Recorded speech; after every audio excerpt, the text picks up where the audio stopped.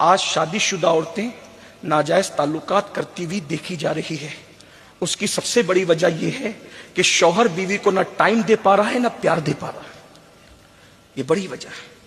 پہلے لوگ غربت کی وجہ سے ایسا کرتے تھے اور اب لوگ خواہشات کی وجہ سے ایسا کرتے ہیں. سیریلوں کا دور ہے, فلموں کا دور ہے.